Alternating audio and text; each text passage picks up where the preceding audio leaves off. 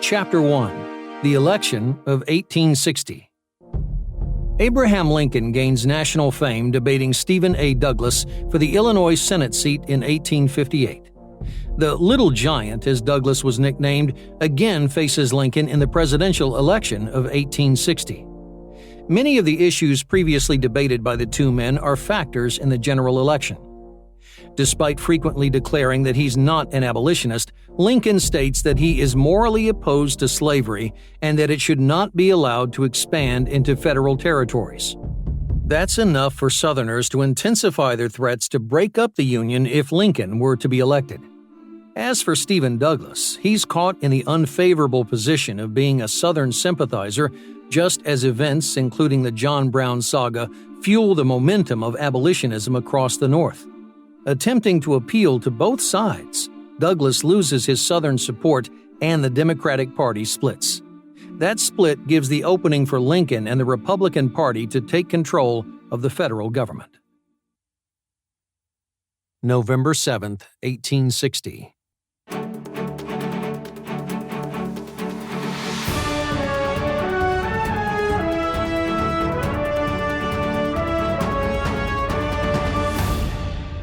Good evening, and welcome to American News Network's special coverage of Election Night 1860. Carter Anderson reporting.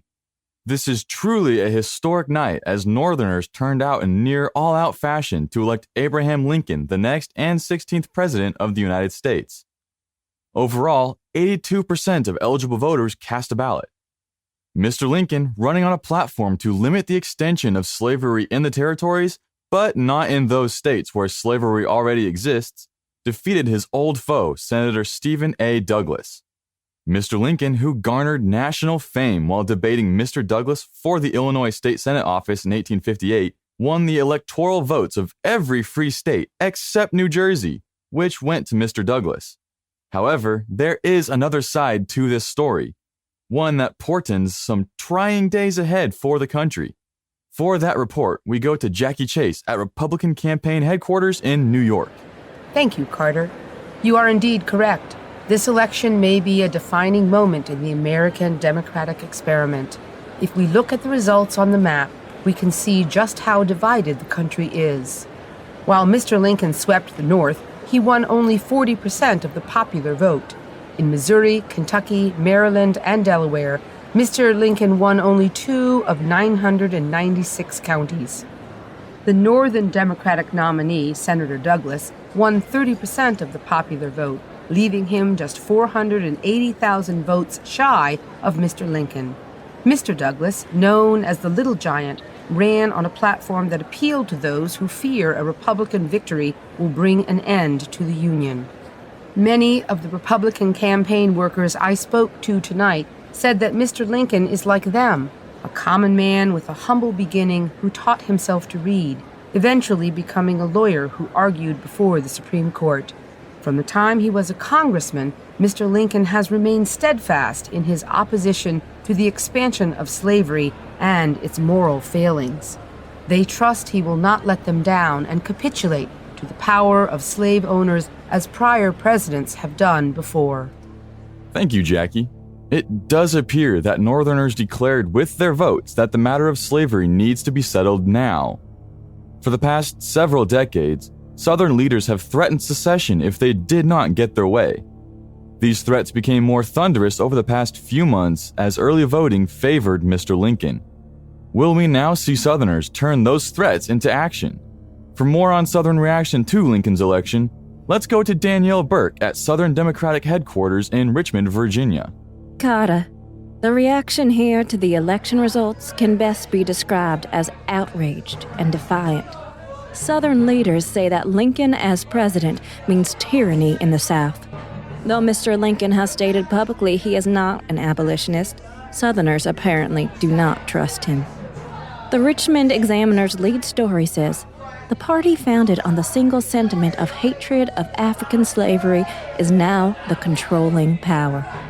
And the New Orleans Delta declared, no one should be deluded that the Black Republican Party is a moderate party. In fact, it is essentially a revolutionary party.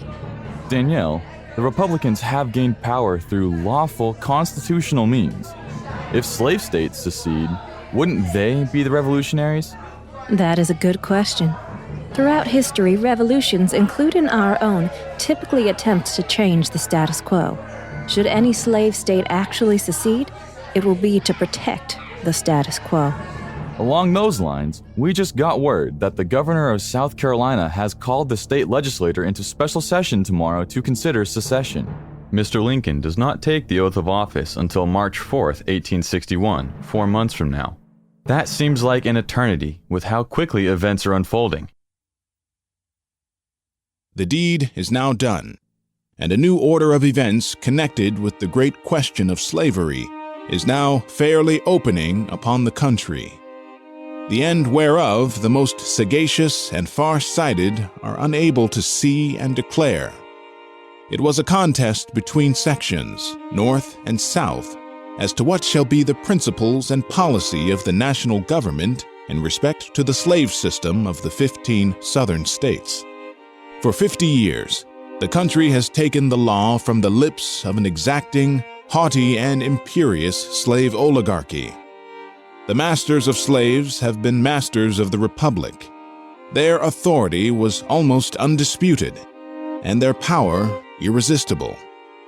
They were the president-makers of the Republic, and no aspirant dared to hope for success against their frown.